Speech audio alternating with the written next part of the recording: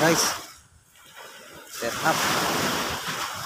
Dalawang ano tayo, dalawang lima loter.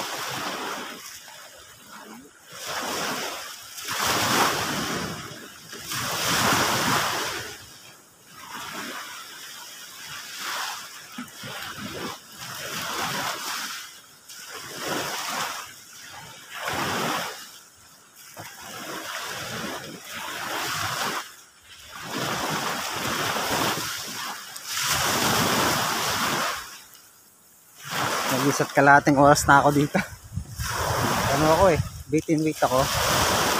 Wala pa rin walang kumakagat.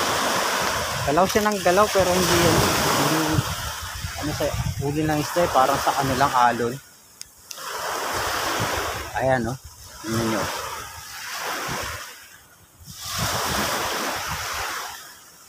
Isda kasi to diretso na nito wala walang isda rito guys.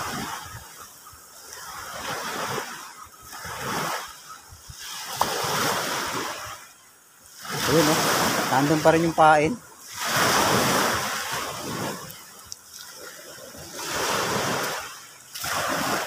Dito pa rin yung pain ano may kumagat na. Wala akong may vlog ng maayos. Siguro dahil sa alon lang.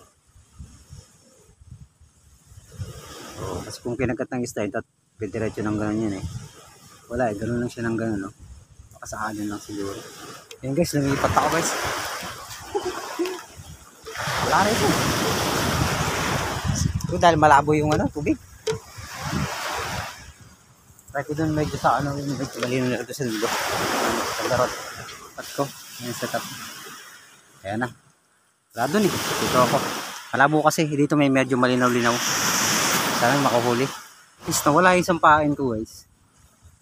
Bigla kasi humatak ng gano'n kumanon. Siguro yung kumagat kaso hindi siya nako. Sana ngayon makuha na. Ayan guys, uwi na ako guys. Ano alas 10 na. Gugutom na ako. Wala tayong huli na naman.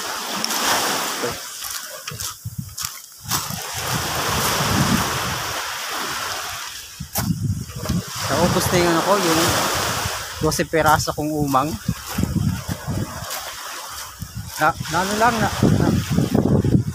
Nawawala, nauubos lang sa tapos pag retrieve ko wala nang naman.